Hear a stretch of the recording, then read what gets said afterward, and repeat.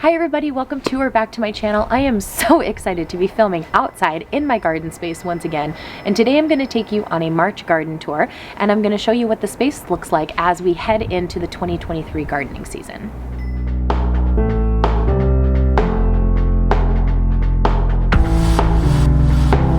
For those of you that don't know, I specialize in small space gardening. My entire main garden space is about 112 square feet, and that is total. That is all the walking space, that is the bed space, that is the space for my rain barrel and my compost bin. That's everything that I've got back there in the main portion of my garden. Now, up in the front of my yard, I do have some other raised beds and some pots that I do grow things in, but for the most part, the main stuff that I grow is back in this small space. Now, you might be thinking, March garden tour, what are we gonna see back there?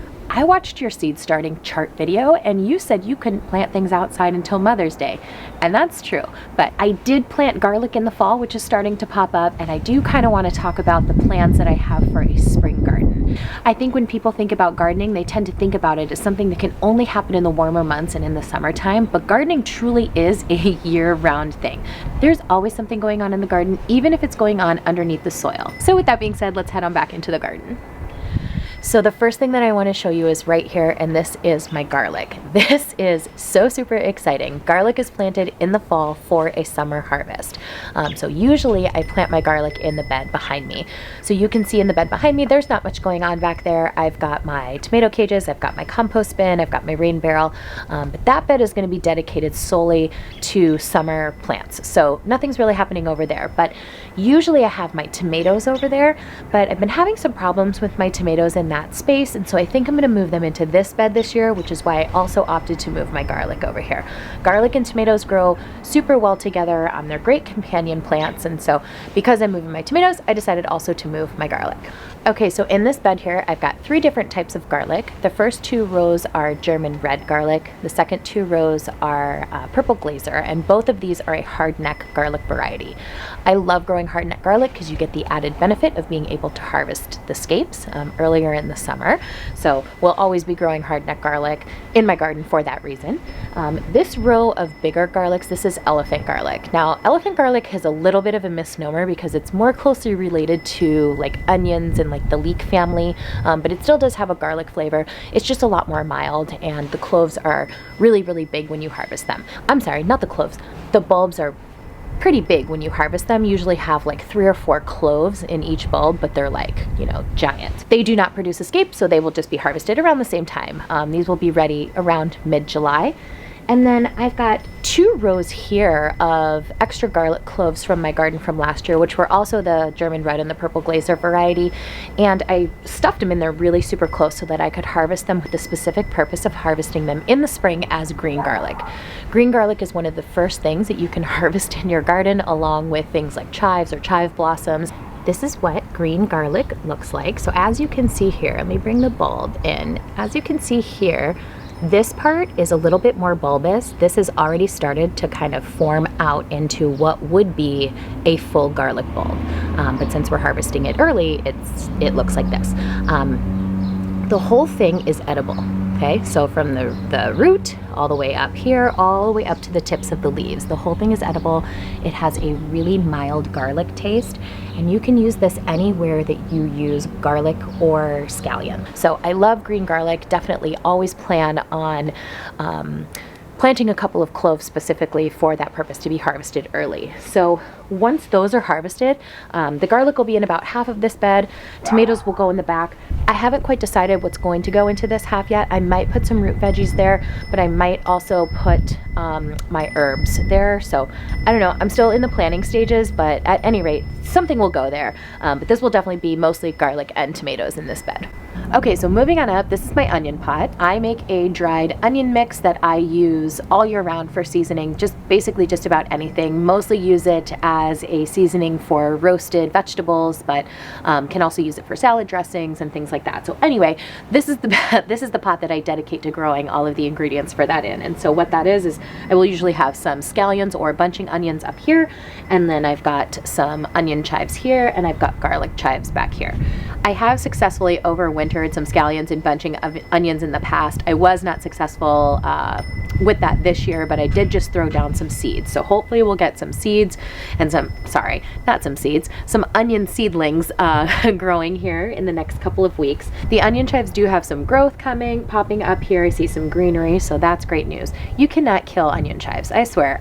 You could probably grow them in Antarctica. I'm literally not joking. They're so resilient. They come back year after year after year. I also have some garlic chives here. Now, sometimes my garlic chives overwinter, sometimes they don't. It doesn't look like they made it this winter.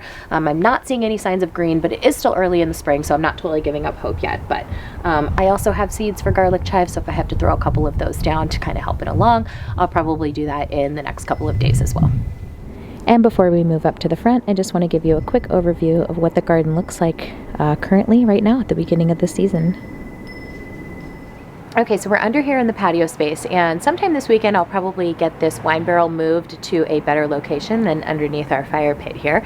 But in there I've got some bulbs planted that will be coming up shortly in the spring. I did look under there the other day when I was watering them, and I do see some kind of popping through the soil, but what I've got in there is I've got some hyacinth, some daffodils, and some narcissus. Okay, so moving up the patio here, this is where I am going to be planting my strawberries this year. I used to have my strawberries in a bed that I have closer to the front of the yard, and I didn't love it because they basically took up that entire bed space, but they were only producing early in the summer. I decided to move them into this vertical planter system, and this was absolutely operator error. This was 100% my fault. I started moving them, and then I had to stop to drop my son off at school, and then by the time I came back, it was so hot that day, they had all died. They just totally fried, and I did everything I could to try to save them last year, but I unfortunately am going to have to start over. But kind of the idea with this is that I will plant the main plants up here in the top and maybe halfway down the bottom,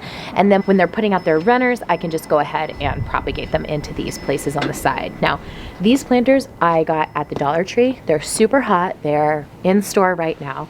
They do not have a hole in the middle, so you will have to put a hole in them if you want them on some kind of a pole, and I would recommend that because even with dirt in them, they're not the most sturdy unless you're securing them together somehow. But for $1.25 each, you can't beat it for a budget vertical system. All right, moving up towards the front of the yard, this is the bed where I used to have my strawberry plants. And as you can see, it's pretty sizable. It's about 3 feet by 2 feet. So I was just missing out on a lot of potential grow space by having plants in here that were only producing at the beginning of summer, because then they were there, all year round and all winter, but nothing else was happening in this bed. So hopefully by moving them to the vertical system, this will open up a lot of area for me to plant stuff. Currently I have tulips going on in here. I'm not sure exactly how I'm going to use this in the summer. If any of you follow me on TikTok, you might have seen that last summer I started raising swallowtail butterflies, and they go through parsley like you would not believe. So I'm kind of thinking of dedicating this entire bed to parsley so that I can feed my swallowtail caterpillars.